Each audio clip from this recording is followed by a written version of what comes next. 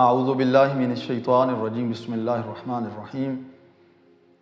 روزہ افطار کرنے کے بعد ہم ایک ایسی غلطی کرتے ہیں کہ جو ہمارے روزے کے ثواب کو بہت کم کر دیتی ہے۔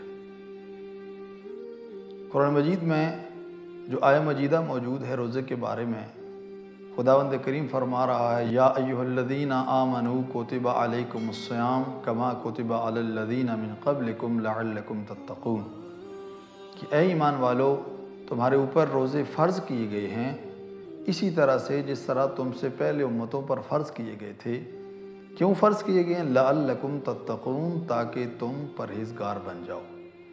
لیکن عام طور پر دیکھنے میں آیا ہے کہ ہم افطاری کے بعد اتنا زیادہ کھا لیتے ہیں کہ اس کھانے کی وجہ سے ہم عبادت الہی سے محروم ہو جاتے ہیں۔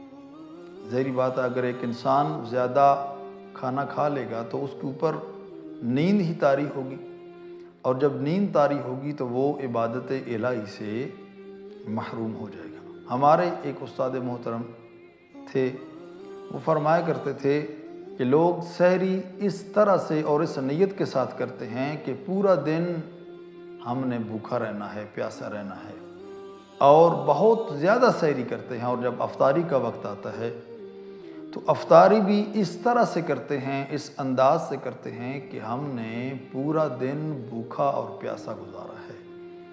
یعنی بہت زیادہ سحری کرنا اور پھر بہت زیادہ افطاری کرنا، یہ لوگوں کا معمول ہے۔ حالانکہ یہ وہ چیزیں ہیں جو انسان کو اپنے پروردگار سے دور کر دیتی ہیں۔ جو روزے کا فلسفہ ہے لعلکم تتقون، اس کے قریب نہیں جانے دیتی۔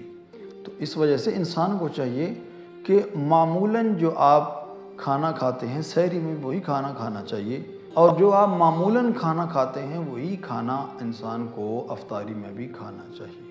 آپ جتنی چیزیں استعمال کرنا چاہیں کر سکتے ہیں، لیکن وہ بہت زیادہ نہ ہو کہ انسان کا پیٹ اتنا زیادہ بھر جائے کہ انسان پھر عبادات الہی سے لطف اندوز نہ ہو سکے۔ اور پھر جب انسان اس طرح سے روزے رکھے گا تو یقیناً ان روزوں کا انسان کے اوپر اثر ہوگا، اور اثر یہ ہوگا کہ انسان ماہ مبارک رمضان گزار لے گا، عید الفطر گزر جائے گی، اور پھر انسان کے ذہن میں ایک چیز ضرور ہوگی کہ میں نے وہ کام انجام نہیں دینے کہ جو خداوند کریم نے میرے اوپر حرام قرار دیے ہیں۔